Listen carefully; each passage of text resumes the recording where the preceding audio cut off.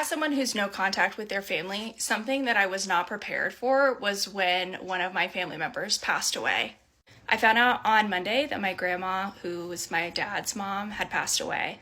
And for context, when I went no contact with my parents, I knew that that would mean going no contact with my dad's mom because she lived in an assisted living facility and they were in charge of her care. And so there really was not a way where I could continue to visit her or have a relationship with her where I wasn't at risk of running into my parents or having information relayed back to them, not from my grandma, but from staff, etc. And I've even made videos in the past where I talked about how my parents had used my grandma as a tool to try to guilt me back into a relationship with them. For example, my last birthday, I got a card from my grandma with a check for $500 saying, like, love you and miss you. Also for context, my grandma has dementia. She had dementia for almost a decade. At this point, she's been in like late stage dementia, meaning that when I visited her the last time a little over a year ago, she was unable to remember any conversation we had. She would ask the same question again every 5 minutes. We would have the same conversation, and it was honestly very, very, very draining because you couldn't really have a conversation with her because she was so confused and could not remember anything that you were talking about. So when I got that letter from my grandma, and it signed like, miss you, love you, my dad had added a line saying like, I wish you would come visit, essentially. I knew that that was not something that was like, she had chosen to send to me, but that it was my parents' choice to do that because my grandma is not lucid enough to be able to consciously make that decision and initiate trying to send me something, send me money, whatever. So I ended up not cashing that check. So when I got this news on Monday, first of all, I have my parents blocked on everything. My spouse has my dad unblocked on email because we're having some issues with my car and like having the title transferred. It's a whole thing. So they'd been conversing back and forth about that because my parents have the title on the car that I've had since I was 21 years old. And my spouse got an email from my dad saying that my grandma had passed away. And he had to call me and tell me that Monday morning.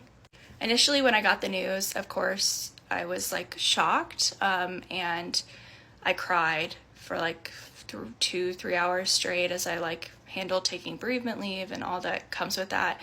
And after that, I was very confused by the feelings that I had. And this is why I say that like no one can really prepare you for this. All that they can really say to you is that none of the feelings you have are wrong. There's no right way to grieve. There's no feelings that you should be feeling. And anybody who tells you you should feel certain things is projecting their experiences with grief onto you.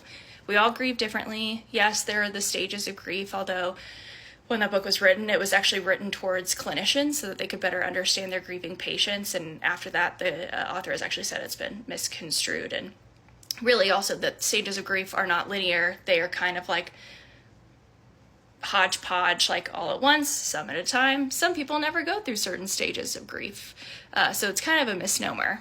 But ultimately, I think the part of it that was so difficult for me was when I was having to go to my colleagues and tell them like I need this time off, my grandma's passed away, and even some friends, that the response was like, I'm so sorry, like how are you doing? And really, like, I understand the intentions of that question, but it can feel very much like a burden, especially when you have like a strained or estranged relationship with family members, because I found that not all my friends, but I did have some friends that kind of like projected their experience with their grief of their grandparents onto me. Like they assumed because they had been sad and heartbroken that it would be heartbreaking for me. And then I had colleagues that told me to go spend this time with my family because family is the most important thing. And I was like, I just don't have enough energy right now to even start to respond to that, and why that's a problematic response to say to somebody who's grieving, because you never know what the state of their family looks like or is. But ultimately, after that period of time where I cried, and I really think a lot of it was shock and really just sadness that I was in this position where like I didn't have the opportunity to say goodbye to my grandma where like I kind of had already grieved her, honestly. As I said, like I recognized when I went no contact with my parents that that would mean that I wouldn't also have a relationship with her. But I was just sad at the situation as a whole and angry at my parents for making it so that I really didn't have the opportunity to say goodbye or see her on my own terms, because seeing her meant seeing them. And same thing for the funeral. Going to a funeral honoring her means I have to see a lot of my extended family that have taken my parents' side. And so at no point did I ever consider like I'm going to go to this funeral. From the beginning it was I'm not going to this funeral, because I don't think it will actually aid in me grieving whatsoever. I tend to do better grieving alone, honestly, or grieving with trusted friends, not in public or with people that I have negative histories with. So if I go there, the thing that's going to be on my mind is going to be just having to field seeing family members and like dealing with the fact that many of them have heard a lot of things about me that aren't true, or they don't fully understand the situation with my parents because my parents have like smeared my name or undersimplified it or whatever to them. And so at no point was I like considering going. That's not to say that if you're someone in a position like me, if you go, that that's the wrong thing to do. But I think the hardest part about it has really been having conversations with people and feeling like I didn't feel shame initially for the fact that like a lot of my sadness and anger was really just around the overall situation with my parents, and that this reminded me that like they were using her as a pawn and how angry that made me, rather than like sadness about my grandma actually passing away. Like she was 90, she had late stage dementia. It was her time. She was ready to go. And I honestly had also grieved that relationship early on because, like I said, she wasn't really herself. So, like, the person that I saw as my grandma, like, hadn't been around for a long time. So I already had felt the significance of that loss long before she actually passed away. And to be honest, a lot of what I felt was actually relief. And I really didn't feel guilty about this initially, but it was through just conversation with acquaintances or of coworkers as they continued to ask me how I was doing and tell me how hard this must be for me. As I sat there like, this really actually isn't that hard for me, that I felt like guilt that my grief wasn't meeting their expectations. And that's when I started to feel shame. Not self-imposed shame, but shame from the projection of other people. And so I guess I'm making this video to say that if you have a family member that passes away and you're estranged from them and you feel relief, you're not a bad person for feeling that. And I felt relief for many reasons. Relief that she wasn't suffering anymore. Relief that my parents could no longer use her as a pawn to try to get me back into their lives, which when I first expressed that, I felt guilt because it felt like I was dehumanizing my grandma. But I'm realizing that I didn't dehumanize her, my parents did, by using her as a pawn, and that by acknowledging it, I'm not dehumanizing her, I'm acknowledging the fact that they dehumanized her and how shitty that is.